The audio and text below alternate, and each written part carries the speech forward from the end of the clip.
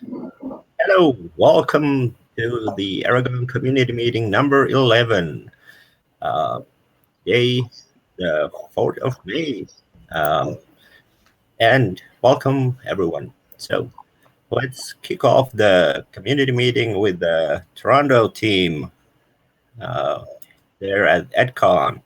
So, Louis, can you give a quick update on project? Um, Yeah, sure. Well, I think the last one was just after releasing 0.5 into the testnet. Up to this point, there has been, I'm pretty sure, more than 1K DAOs deployed, and we are moving towards main deployment very soon. And also, we're doing a couple of things we'll announce in the next couple of weeks related to like main DAOs and signaling. And apart from that, there's been a lot of progress on like legal stuff. As you guys know, we're moving to operations. So that's been working awesomely well, and the government there has been so supportive. So thanks to the government, that will be here with the anarchists. Thanks to the government. And you're a little bit further from the mic, so can you speak a bit louder? sure, yeah. And apart from that, we're here at EdCon. We just had EIP Zero, which was a summit co-organized by the two people that we have here. And John was leading the whole forward. It was basically like a summit around Ethereum governance and how do we document it? How do we, if we have things like EIP 999 or stuff like that, how do we react? How can we reason about that without having a governance framework? And so the idea is that we actually build this governance framework and we build this documentation and we build these processes so we can get signals from the community about what the community wants from Ethereum. So we make a lot of progress around that, like as Ethereum community. So yeah, thank you guys for making it possible. And yeah, I think that was the quick project update. Yeah, can we do a quick round of everyone who's there at Toronto around the table? Yeah, so that was Luis right here, obviously. We have Lane from the Ethereum Foundation, John, Brett, Usong, and Jorge. Nice. So you might know All right. better as Phil Table in the Aragon chat, OG frontline member. Hey, hello everyone. All right, let's move over to the AMA. And this time we're probably going to have a short meeting because we have one question. So, can you maintain anonymity when operating a DAO? Isn't the risk of your Ether address being linked to the holder high without excessive operation security? Yeah, you can just all answer it there. Anonymity in DAOs. How do you maintain anonymity when operating a DAO? Yeah, so this is I think a general question around like operational security with cryptocurrency accounts in general. And the only real way that you can do this is to avoid linking or address. So first off, cryptocurrency accounts are not anonymous; they're pseudo-anonymous or pseudonymous. So a cryptocurrency account is like a pseudonym, and that pseudonym is essentially your ID on the network. And the way that you can remain pseudonymous is you have to avoid linking that account ID or the address to your real world legal ID. And so that means you can't send any money from that account to your KYC exchange address or vice versa. Or you can't have other people who have been KYC or identified send money to that account. Otherwise, there's a link and some sort of relationship can be inferred by that. There's technology like UK snarks and ring signatures and some other anonymity technology like this that tries to either obfuscate or encrypt this metadata. But Ethereum doesn't support these technologies today. And So It's not entirely true. We added support for verifying zero knowledge proofs in Byzantium, so we have some support for it. It's just not widely used and it's expensive. okay, good clarification. Thank you, Lane.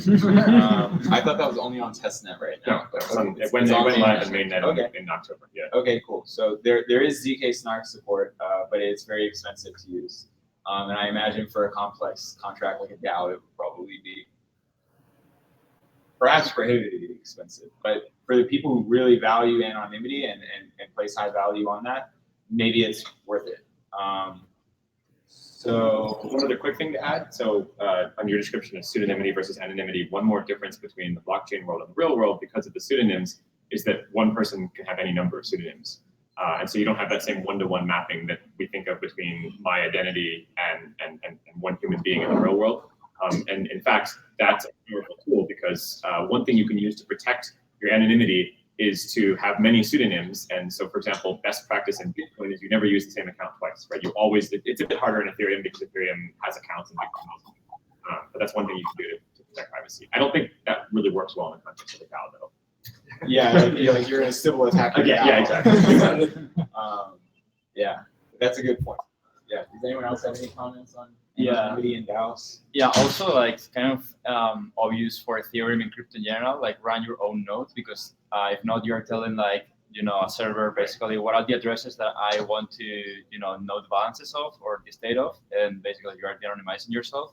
So run your own node, and you can even run your own node over something like Tor, which maybe slow, but increase the anonymity surface you have.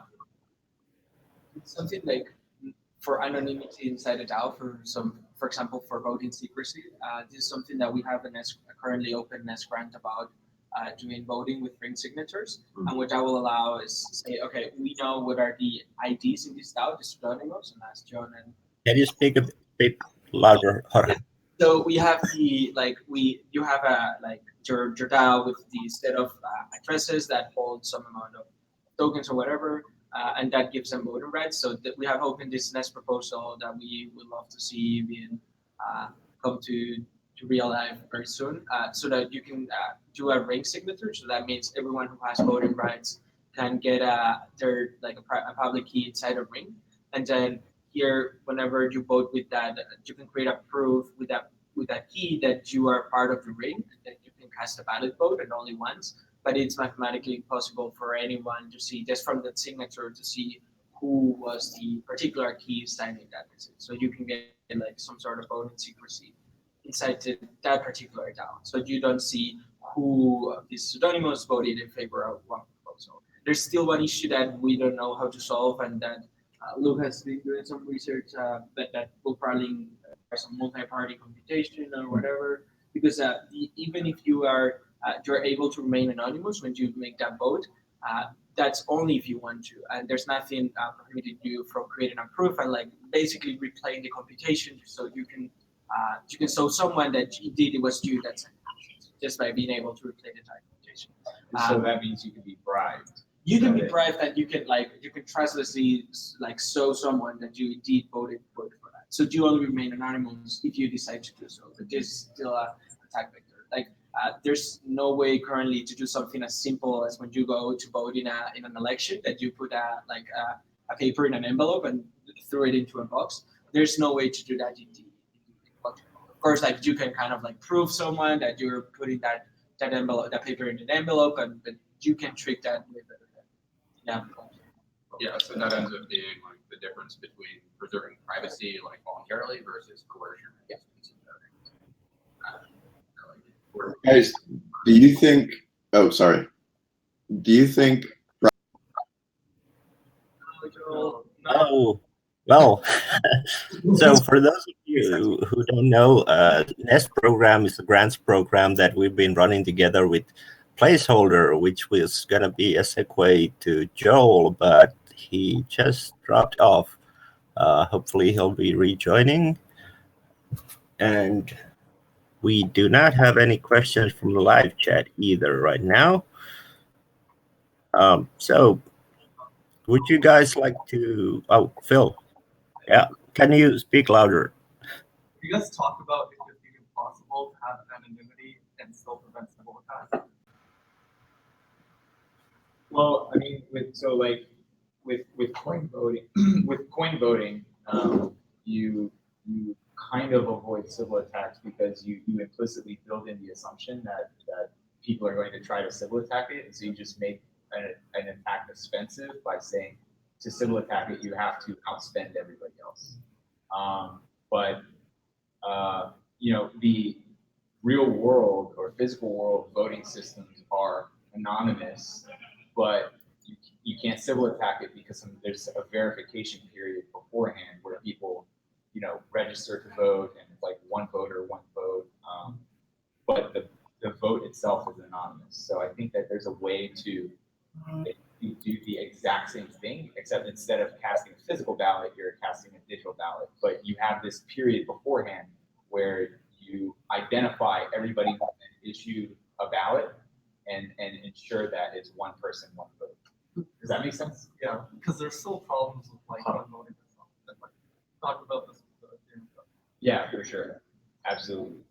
If you Sorry, I was going to say, and you can also look at it from another angle. We were talking about how you can have pseudonymity, and you can that's such a hard word. Pseudonymity. To say. Yeah.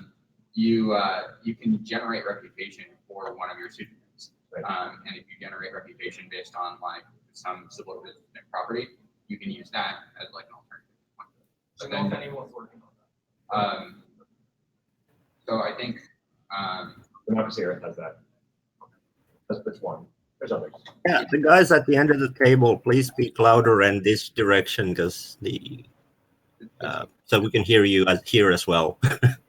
Yeah, sorry. What Democracy Earth is doing, I wouldn't qualify as reputation in the sense that. Oh no, it's civil identity. resistance. It's not. Yeah, correct. It's civil resistance. It's not exactly reputation. I agree. Yeah, but with reputation, there's lots of ways to do it, but it depends on what you're trying to assign reputation for. So like for colony DAOs, for example, they have a task system. That task system kind of requires human-to-human interaction. So you're probably not anonymous within the group, but maybe you're anonymous within the like larger community. So there's lots of trade-offs, but fundamentally, like there's a trade-off between social interactions and privacy. I think that anonymity and civil resistance, I'm not sure I would quite call it a dilemma. There's clearly a trade-off. What I mean is I'm not sure if that's like a mathematically proven trade-off. Like there may be clever ways around it. I haven't thought about it because it's a great question. pseudonym parties. Yeah. Yeah. But it's still pseudonymity. It's not anonymity. There's a difference, right? Yeah. Like by definition, if you want to prevent civils, you have to attach identities to participants. But can you do it in the way that you guys are describing, which is where how it works, voting works in the real world? You get verified, and then maybe there's a ring signature or something. Yeah, my favorite approach that I'm seeing somebody work on right now is this project that's actually in Giveth social coding group. It's like a small initiative right now called Bright ID. But the actual goal is to have like a web abstraction person-to-person network that is completely off-chain.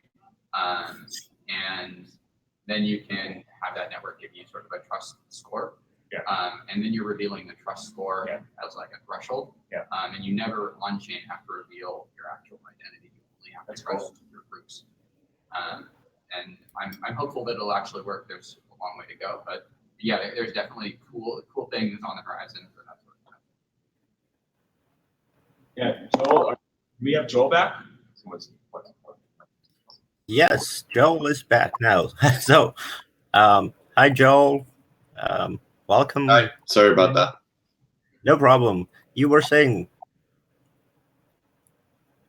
Right before I dropped off.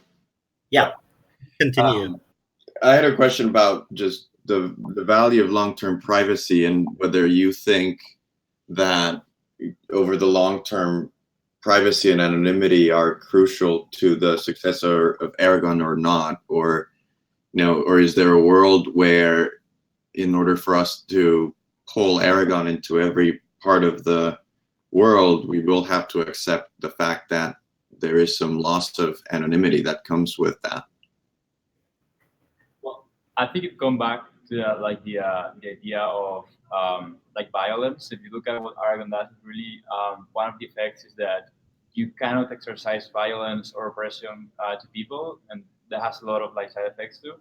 And anonymity is like the way that we can actually arrive to that world. So I would say that it's very important that we have tools for anonymity for the success of Aragon. Of course, there are use cases like, I mean, you can have like anonymous voting for government elections, and that's, that's still like the incumbents. That doesn't need anonymity at all. I mean, it needs anonymity because it's like anonymous voting by itself, but it doesn't need to like for people to have DAOs, all around the world without the need of governments to know them. It's a different kind of use case. But I still think that for Aragon to be widespread, like anonymity is a must. I would expect to see that some DAOs and some organizations do some sort of KYC or require identity participation, or have like membership fees, or like some may even work with like existing jurisdictions and stuff like that. But I think for us to create something that's truly like interesting and global, we need to find a more universal approach for allowing people to participate. The module maybe. Yeah. Did I get that terminology right? Is that what you guys call it? Apps. Okay. Apps. Yeah, great questions from the Redditor who asked, and great question, Joel. Thank you. Any other thoughts from perhaps other folks on the call about anonymity and voting, or is there anything else you want to share while we've got time? I think we have plenty of time left in the meeting. Well, I have another question, and it's not so much a question as much as an observation and something that we've been talking about internally, and it has to do with a T-shirt that we all have. That it's that black Aragon T-shirt that in the back says "Unstoppable Organizations," and there you go. And now I only have the hoodie now. This is gonna sound silly, but I was wearing that T-shirt down the streets of New York City, and I realized that it can be a little intimidating. Like some organizations should be able to be stopped. Oh, I think we lost the whole team. Yeah. Well, this is a stoppable organization if they can just be dropped off the community the internet. We're still here. Hello? Yeah. Can you hear us? But that was their choice, their exit. We didn't impose Voice on. Well. But yeah, it's a.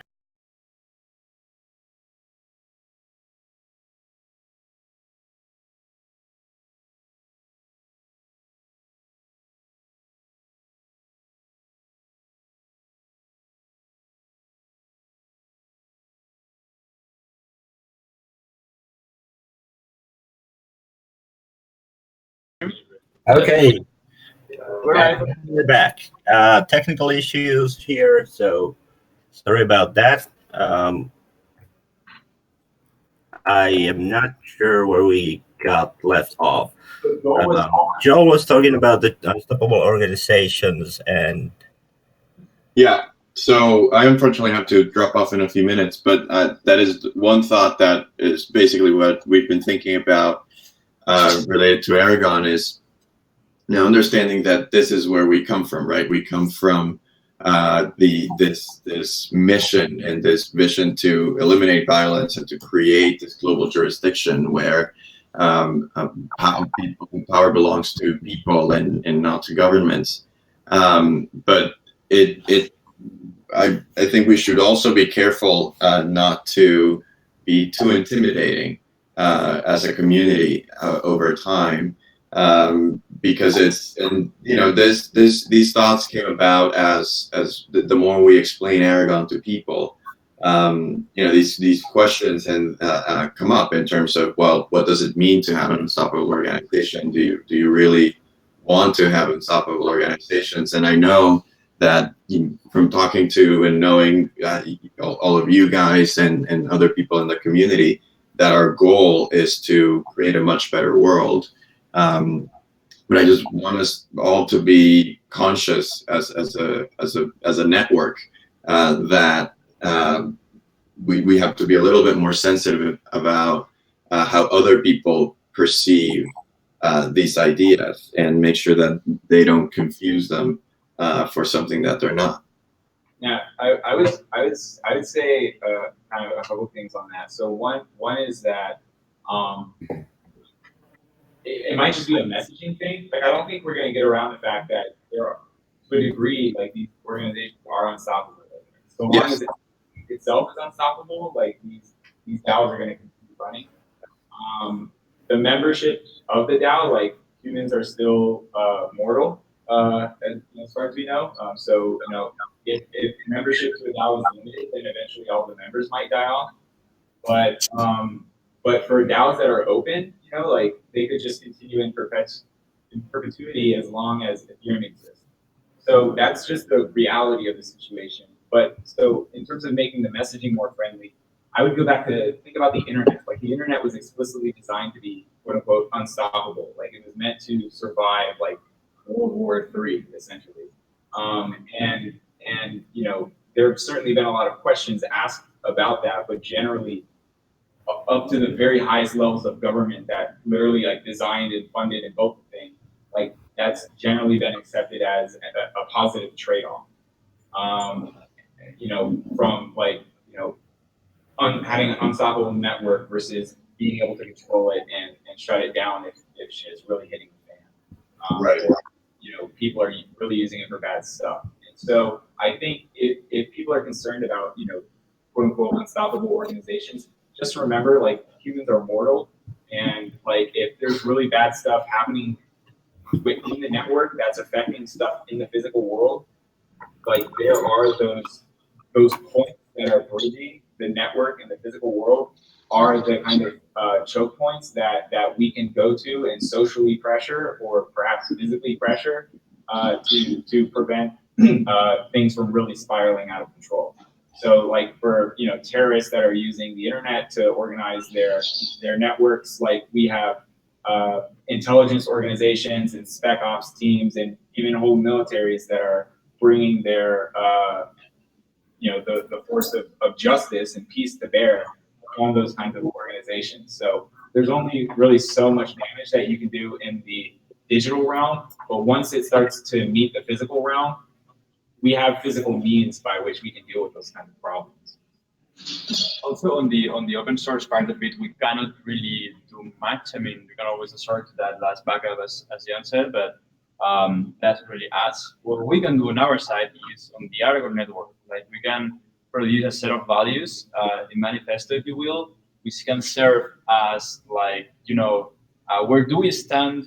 What do we stand for? If there is a case in which, we have to stand for something and we have to make a choice, our values, for the better humanity and all of that, which I think they are, but just like writing them down, so everyone in the community agrees and we are okay and we can reach consensus on, maybe changing something in the network to get out bad actors or stuff like that. I think we should have this value list.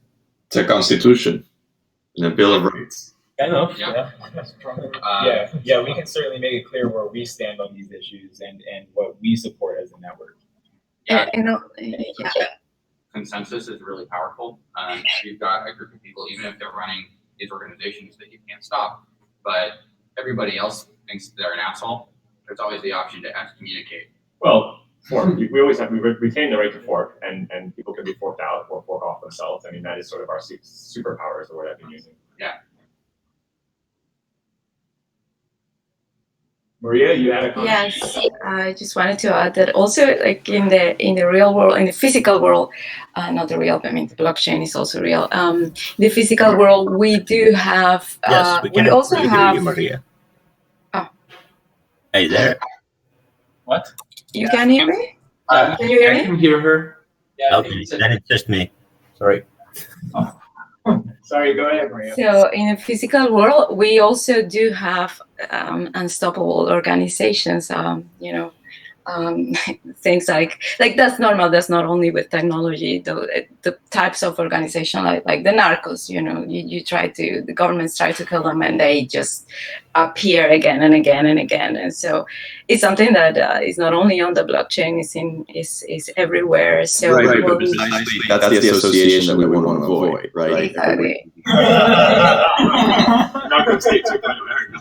And I agree that you have the right answers, which is you have to build it this way in order for it to work. But I do think that the way to reconcile this is to come out with a position as a team of what you stand for, what you don't stand for, what your mission is, and then people who want to run the bad kinds of unstoppable organizations will not identify with your values and will have to go elsewhere.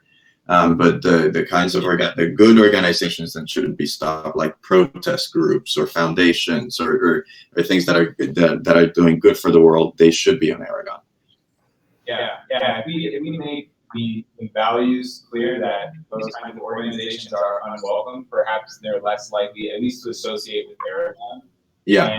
And as a result, for Aragon to be associated with them.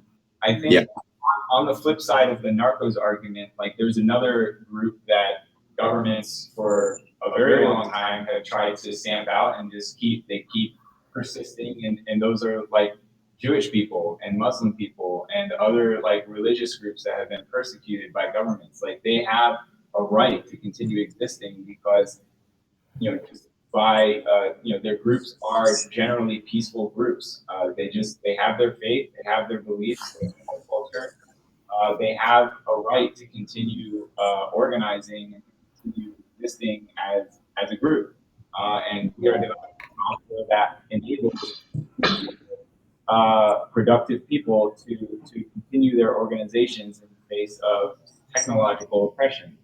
And so those are the kinds of groups that we hope to attract to using this technology to empower to continue surviving even in the face of censorship and other kinds of technological or even potentially physical oppression. And also, we are working on that. We're working on a manifesto. We want to share with the community the values we stand for and the things that we want to see, like the things that we. Maria talking or not? Because I can't hear. I can hear her. I can hear her too. Okay, and so we are going to share those values in the coming days. Great, thank you. I think that's a great thing to work on. I would say, this is Chris. Hopefully everybody hears me, and I feel compelled to say that right now. Yeah, something when Joel brought this up when we had lunch earlier this week, a perspective that resonated with me was in terms of adoption. And I think we share the goal of, trying to make a DAO as accessible to as many people as possible, or as many people that want to adopt this type of governance model as possible. So from a product perspective and then adoption perspective, one of the hurdles that we need to overcome is convincing people to make the leap of faith to this new type of governance model. And I do think for a part of our community that we may not necessarily reach in the near term, but will want to reach in the longer term, in addition to overcoming the mental hurdle it takes to adopt this new type of governance, we also don't want to make people have to get over this hurdle of being scared of the consequences if they do. So some people may not care, and probably our early adopters think a lot like us along those lines. But if we want to expand outside that circle, eventually, once we get people convinced that this governance model can work for them, we also don't want to scare them away to think that, okay, well, if you do this, not only are you taking a leap of faith in the model itself, but now you're going to have a lot of people looking at you that weren't before and may be trying to prove the opposite and actually shut you down. So, well, to me, that resonated from the perspective of once we really want to expand our base of users, that will be something for us to keep in mind. Yeah, and then another thought, like we have two tools to achieve this apart from like the values and the network, which are communications and design. Design wise, I think like right now, if you think about the Aragon product, it's something clean, it's something that you feel safe using. It's like, it's white, it's green, it's blue, like these kind of things, they actually matter a lot. Like the subconscious bias of people when they use the product. And also communications wise, right now we're obviously targeting a different group of people than the one we target a year from now. But yeah, it's something to think about. Maybe the communication shouldn't be the same for our kind of crypto anarchist early adopter than for my mom. Yeah, and related to that, I think you also don't want to attract the wrong kind of attention. We can't really hear you. Sorry. Related to that, you don't want to attract the wrong type of attention. So, like, you don't want to be so loud about the fact that, like, unstoppable organizations can be built on this. Before you reach that point, you don't want people going aggressively against. So a good example is like Napster was extremely aggressive in how they thought they were going to like completely disrupt the music industry, and so they had like the book thrown at them. Like the music industry was equally aggressive in trying to shut them down. Whereas a better strategy might have been to have Napster naturally grown to a point at which once the music industry once governments realized that, like you have this great network, they're less able to just come in and completely shut you down. I think the most disruptive, I agree, I think the most disruptive ideas tend to come out of the blue, out of nowhere, and they're not the kind of ones that walk around banging drums out disrupting things. They're kind of like heads down in the corner, and then like all of a sudden one day they surpass, sort of the typical innovator's dilemma type thing. And it's actually, I'm concerned about this because people are making so much noise about Ethereum, this, and Bitcoin, that disrupting things. Like maybe we're not actually disrupting as much as we think we are. I don't know. I have a question to Chris's point a moment ago about organizations taking the plunge and taking a risk and adopting this new system of derivatives. Is it black or white? Like, is this something in general, or maybe in the Aragon specific case, that existing organizations can do an overlay? So look at what Ethereum is doing with proof of stake, right? It's not an all-out transition. It's kind of like this overlay where we're kind of transitioning to proof of stake. That's something that is possible with Aragon, or not really? Like having like a legal entity that is transition to be a DAO.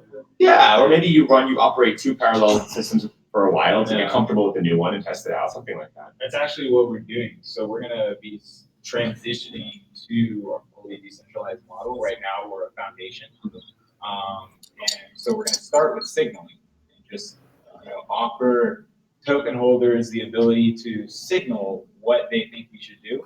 These aren't binding votes, but they'll help inform our decisions.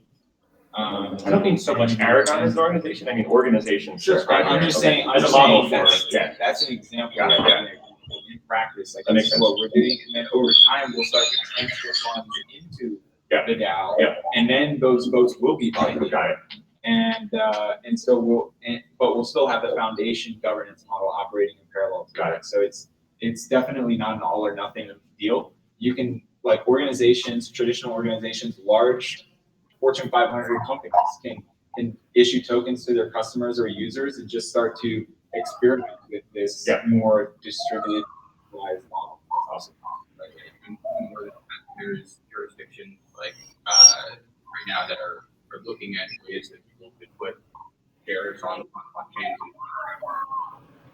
Yeah, we can't really hear you, Luke. We can't hear you, Luke. Oh, sorry, I'm far away. So there are jurisdictions that are looking at ways through their regulatory bodies for people to kind of comply with existing regulations, but move some of their organizational structures onto blockchain networks. And the Aragon DApp offers a lot of the tools that you would need to do that. So all you would have to do is have a DAO template that complies with a specific jurisdiction. Right. And somebody that's looking for that type of advantage, they want the traditional stuff, but they also want the efficiency and the transparency of running their business on the blockchain. They can do that. There are going to be people that live in jurisdictions that really that's not a good option. The traditional jurisdiction that they live in is super corrupt, and they may choose to just use the DApp. And then you've got the situation where if that organization wants to deal with that traditional jurisdiction, the common denominator is going to be the blockchain jurisdiction. And so I think it's going to be this gradual phase shift where you've got people that benefit from the product in this way, people that benefit in this way, and eventually you come together and you find that common denominator. I was talking to Griff about this in the context of what they're doing at Giveth, and they've got some interesting ideas, right? So Giveth is promoting the concept of this BBE, I like this word, the blockchain-based entity, which has no connection to like any real-world jurisdiction, which is quite extreme. But they still have issues like how do we move, from crypto to fiat and back and forth. And so like it turns out that there is a jurisdiction, not surprisingly, in Switzerland, which allows sort of, I don't know the legal details, but basically allows them to do this and still sort of be anonymous, but have some sort of a legal entity to act as that gatekeeper. So there's really some possibilities here. Maria might want to say something about that. Yeah. Sorry, Maria, to you. And I'm sorry that I had to drop out because of tech issues, internet issues, but so I don't know fully, the point that you guys are discussing regarding jurisdictions and the connection between this world, the DAOs and the physical world. For me, I know that there are going to be different solutions, for that, for DAOs to interact with the physical world. But what I'm seeing is that some of those solutions are going to be that just the jurisdictions are going to ask these DAOs and these teams developing these DAOs to incorporate into a legal entity in that specific jurisdiction. And what I'm afraid of is that that's going to be it, and they are not going to move away from that, because that still give them the control in a way. And also, right, if as like thinking in Aragon, about Aragon, if the Aragon DAO, if we do have to comply with every jurisdiction that we are going to interact with, that's going to be super difficult. And so I think the whole thing, the whole blockchain space, we don't only need a technological innovation, we definitely need regulatory innovation as well. And jurisdictions, they need to start thinking about how they interact also with this world, with this blockchain world. We at the Aragon DAO, we call it the digital jurisdiction. What is going to be that relationship between this type of different type of jurisdictions, and how they are going to interact. And I think the way they are thinking now is how we can regulate them, how we can control, how we can put that new world into this traditional thing that we already know. And I think the conversation or the way they have to think about it is different. It's not how we can regulate them, it's how can we interact, the rule of law and the rule of code, and how those two things are going to interact and are going to evolve. Sometimes we can, it's best to go for a specific use case, digital jurisdiction is best. For another specific use case, land jurisdiction is best. And for others, the two together are going to interact and are going to solve problems in another way. So, yeah. Like for example, like GDPR. Like GDPR is just hilariously naive and about certainly everything that's going on with cryptocurrency, but also just the way the internet works in general. Like I saw this one post today where like websites are starting to just block users with EU IP addresses and saying like, hey, due to GDPR, you can't visit this website because we're not compliant. And it's just like, obviously, if European citizens want to get on that website, they're just gonna use Tor or VPN or something like that. And it's like, and so like European government think that they might be like quote unquote protecting their citizens, but really they're just pushing them into the dark net. And like, is that really helping them achieve their policy goals? No, not really. And of course, blockchains are a totally different animal altogether, that they have like zero like knowledge of how to deal with, and perhaps zero ability realistically. So they need to rethink their strategies, I think. All right, I think we've had a lot of interesting discussions today, stemming from having just one AMA question in the subreddit thread, and of course, questions from the participants here.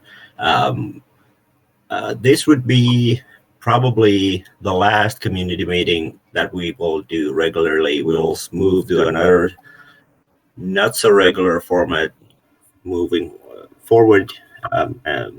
From now, we'll of course keep the community posted ahead of schedule when we'll do more of these public live streams.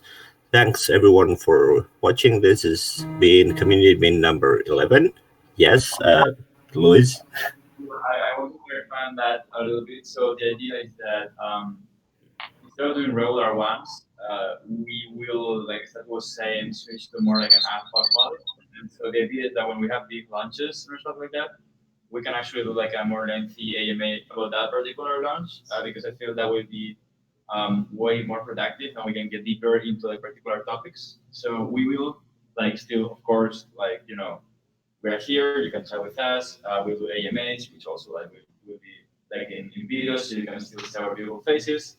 But they will not be like so it's like regular every single month, but rather whenever it's needed, basically. Do you think we should do an AGP about this, the way we did AGPs for the meetings before, just I to think give so. people a heads up, like what's going on? Yeah, I think so. We should do an AGP about the new structure. Yeah. Okay, yeah, we'll work on that. And of course, we're always available in Aragon chat if you have questions on a daily basis. Yes, you can also reach us at the subreddit, Twitter, YouTube comments, perhaps. But yeah, we'll keep people posted. Keep following the blog, for example. We'll have a lot of interesting things coming out. Thanks for Lane, Bill, Joe, everyone participating today, and goodbye. Bye. Ciao.